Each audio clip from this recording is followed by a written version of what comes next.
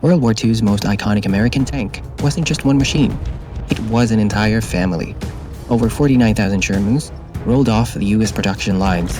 But when you look across the entire Allied war effort, the American, British, Canadian, Soviet, Polish, French, and more, one variant stands above the rest as the most common, most widely used Sherman of them all, the M4A2. If you're a tank enthusiast, War Thunder player, or just love digging into World War II history, smash that like button and subscribe so you never miss a deep dive like this. Your support helps us make more of these videos. Alright, let's get into why the M4A2 truly dominated the Allied war effort. The Sherman family had many flavors, different hulls, engines, and guns. Early M4s and M4A1s shone in American service. Later, M4A3 Easy-8s were crew favorites. But globally, the numbers tell a different story. The single most produced variant was the M4A2 75, meaning the 75mm gun, with 8,053 units built between April 1942 and May 1944.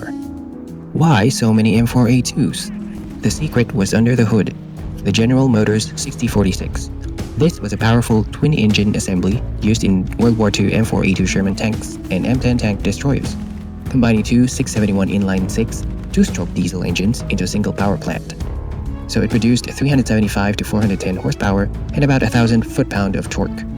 This 850 cubic inch engine was renowned for its reliability, torque, and its ability to run on a single engine, even if the other one was damaged. This gave the M4A2 a top speed of approximately 40 to 48 kilometers per hour, or 25 to 30 miles per hour for those using the Freedom unit of measurement on paved roads. It is reliable, it's fuel efficient, and far less prone to catastrophic fires than gasoline Shermans. It's perfect for Lend-Lease. The US kept their gas-powered M4A3s for its own supply chains, but the diesel M4A2 got shipped by the thousands to allies who needed every tank. Let's now talk about specs, because this is what you're seeing in those War Thunder battles and what made the M4A2 such a reliable workhorse in real life. Armament centered on the 75mm M3 L40 cannon with a vertical stabilizer, giving it a huge advantage for firing on the move, unlike its counterparts, which have to stop before firing. It carried 97 rounds. The workhorse shell was the M48 high-explosive round, devastating against infantry, bunkers, and soft targets. For soft armor work, crews relied on the M61 APCBC or armor-piercing capped ballistic capped, the best all-rounder, plus M72 straight AP and M89 white phosphor smoke for screening. In War Thunder, those penetration values look like this. So the M61 APCBC punches 104mm of armor at point blank, 93mm at 500 meters, and still 68mm if you're shooting from 2 kilometers out. The M72 armor-piercing round can punch through 91mm of armor at close range, and its penetration values drop to 49mm at 2 kilometers. Real-world historical tests were very close, around 88mm at distance of 100 meters, dropping to about 73mm at 1,000 meters for the M61 round.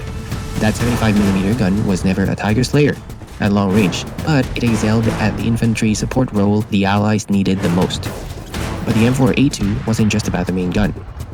Its other armament gave it excellent close-range firepower and anti-infantry and anti-air capability. It has a coaxial 7.62mm M1919 Browning machine gun with 3,000 rounds. It also has a hull-mounted bow 7.62mm M1919 Browning operated by the assistant driver. Finally, it has a pinhole-mounted 12.7mm M2HB 50 caliber heavy machine gun on the turret roof for anti-aircraft defense and suppressing ground targets. In War Thunder, you can see these MGs in action. They are perfect for keeping aircraft honest while the main gun reloads. Armor was also solid for its class.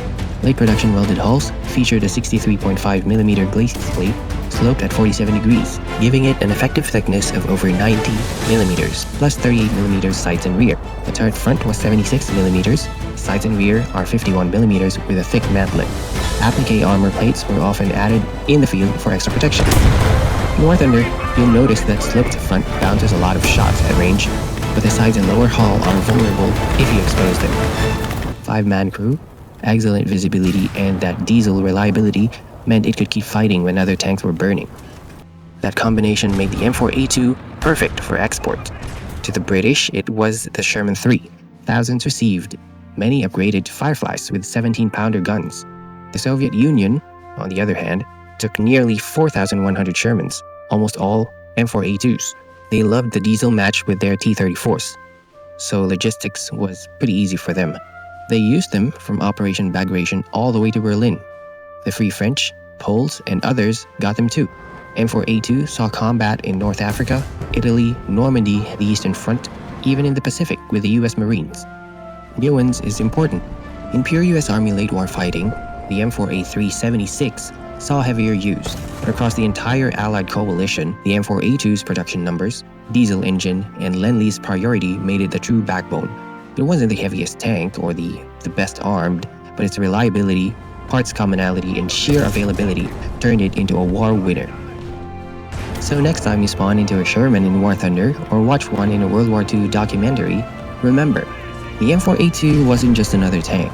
It was the most common Sherman that helped the Allies win on every front. The diesel-powered workhorse of the greatest coalition in history. Thanks for watching. Drop a like if you learned something new and tell me in the comments. Which Sherman variant is your go-to in-game or in history? See you on the next episode.